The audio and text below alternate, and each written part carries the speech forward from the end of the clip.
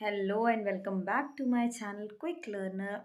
Your teacher Ishu Sardana is going to teach you a story सियार और उसका ढोल. ओके, तो इस स्टोरी को आप ध्यान से सुनेंगे. मैम अतुल्य एक हिंदी की बुक है, कक्षा पहली की, ग्रामर की, व्याकरण. तो उसमें से ये टॉपिक आपको पढ़ाने वाली है और बाद में मैम कुछ क्वेश्चंस भी पूछेंगी. तो stay tune in this video and do like, share, subscribe. So let's start with the video. सियार और ढोल.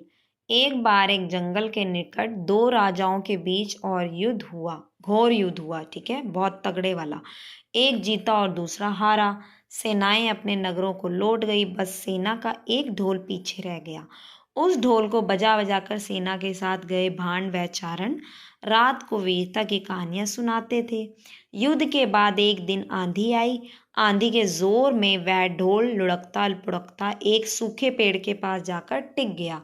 उस पेड़ की सूखी टहनियाँ ढोल से इस तरह से सट गई थी कि तेज हवा चलते ही ढोल पर टकरा जाती थी और ठमाठम की गुंजायमान आवाज होती. एक सियार उस क्षेत्र में घूमता था. उसने ढोल की आवाज़ सुनी. वह बड़ा भयभीत हुआ. ऐसे अजीब आवाज़ पहले उसने किसी जानवर की नहीं सुनी थी. वह सोचने लगा, यह कैसे जानवर हैं जो ऐसी बोली बोलते हैं. ढमाढम. सियार छिपाकर ढोल को देखता रहता, यह जानने के लिए कि वह जीव उड़ने वाला है या चार टांगों पर दौड़ने वाला. एक दिन सियार झाड़ी के पीछे छुप कर ढोल पर नज़र रखे था. तभी पेड़ के नीचे उतरती हुई एक गिलहरी कूद कर ढोल पर बैठ गई.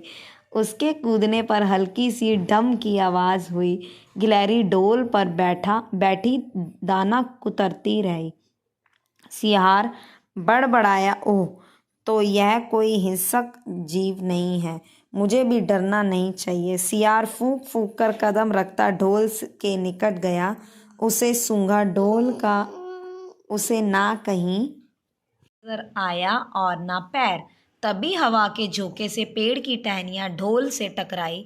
ढम की आवाज़ हुई और सियार उछल कर पीछे जा गिरा. अब समझ आया, यह तो बार का खोल है. उठने की कोशिश करते हुए सियार ने कहा, जीव इस खोल के अंदर है. आवाज़ बता रही है कि जो कोई जीव इस खोल के भीतर रहता है वह मोटा ताज़ा होना चाहिए, चर्बी से भरा शरीर. तभी ये ढमढम की जोरदार बोली बोलता है. सियार ने फिर कहा. अपनी मांद में घुसते ही सियार बोला, ओ सियारी, दावत खाने के लिए तैयार हो जा. एक मोटे ताजे शिकार का पता लगाकर आया हूँ. सियारी पूछने लगी, तुम उसे मारकर क्यों नहीं लाए. सियार ने उसे झिड़की दी, क्योंकि मैं तेरी तरह मूर्ख नहीं हूँ. वह एक खोल के भीतर छिपा बैठा है. खोल ऐसा है कि उसमें दोनों तरफ सूखी चमड़ी के दरवाजे हैं. मैं एक तरफ से हाथ डाल उसे पकड़ने की कोशिश करूँगा तो वह दूसरे दरवाजे से ना भाग जाएगा. चांद निकलने पर दोनों ढोल की ओर गए. जब वह ढोल के निकट पहुँचे कि हवा से टहनियाँ ढोल पर टकराई और ढमढम की आवाज़ निकली. सियार सियारी के कान में बोला, सुनी किस उसकी आवाज़. ज़रा सोच, जिसकी आवाज़ ऐसी गहरी है वह खुद कितना मोटा ताज़ा होगा. दोनों ढोल को सीधा कर उसके दोनों ओर बैठ और लगे दांतों से ढोल के दोनों चमड़ी वाले भाग के किनारे फाड़ने. जैसे ही चमड़ियाँ कटने लगी, सियार बोला, होशियार रहना, एक हाथ अंदर डालना, शिकार को दबोचना.